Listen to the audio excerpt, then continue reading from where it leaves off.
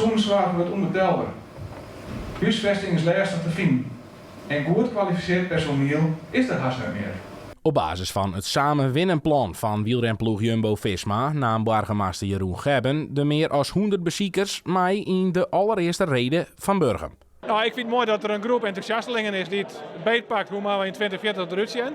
Dat is best een ingewikkelde vraag. En ik vind het mooi dat burgers hun daar bij mij onze inwoners. Ja, wij kunnen wel bedenken als overheid, maar ik vind het volle mooi dat het meest uit de Mierskip komt. En dat het uit de Mierskip komt is nou correct de insteek van Werkgroep Burgum 2040. De volwoeksenen van de toekomst wienen er direct bij, maar net in grote getalen. Ik vind dat Burgum het tot nu toe wel heel goed doet. Er is veel recreatie als in voetbalvelden zijn er, sportscholen zijn er, scholen, basisscholen. Alleen ik mis gewoon wel plekken voor jongeren. Omdat wij als jongeren hebben snel overlast voor buurtbewoners. En dat vinden wij niet leuk en dat vinden buurtbewoners niet leuk. En wij zoeken een plekje waar wij kunnen zitten als jongeren. En waar wij ook, gewoon ook een muziekje kunnen draaien. Niet te luid, maar wel gewoon een muziekje kunnen draaien. 6e kernwinkelgebied en als al de renplak in Grutte van Friesland is Burgum met een positie verplicht om stappen vooruit te zetten. Nou, de ultieme droom is dat er inderdaad het voorzieningenniveau, wat nou heel goed is, dat we dat op peil houden. We hebben natuurlijk een winkelaanbod, we hebben voorzieningen voor ouderen, voor jongeren, sportvoorzieningen, noem het maar op. Maar dat zit onder druk.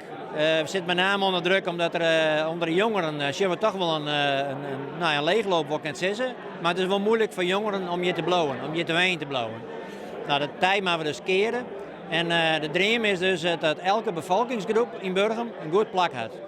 Een heel aantal bouwelementen binnen even de burgemeester al aanwezig, maar op bepaalde punten waarvan in een hele basale moet nog wel wat investeren worden. Mijn naam, wat is Burgum? Wat maakt het? Wat is het DNA van dit dorp? Want je kunt hele mooie plannen bedenken. Je kunt denken van nou, dit kan wel op.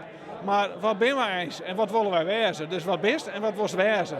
En als dat wist, dan kun je heel gericht bouwen en naar iets werken. En we rennen nou het risico zonder dat je weet wat je visie is of waar het wezen was. Dat is dingen bezig pakt, beetpakt, van letters zei je shit, die gaan we eigenlijk net dwammen. Die krijgen oormaten.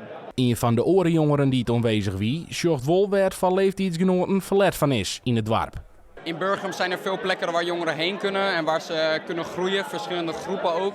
Maar er is nog niet echt een plek waar al die jongeren in principe samen kunnen komen en elkaar kunnen leren kennen en dan samen praten over deze kwesties die er in Burgum dus zijn.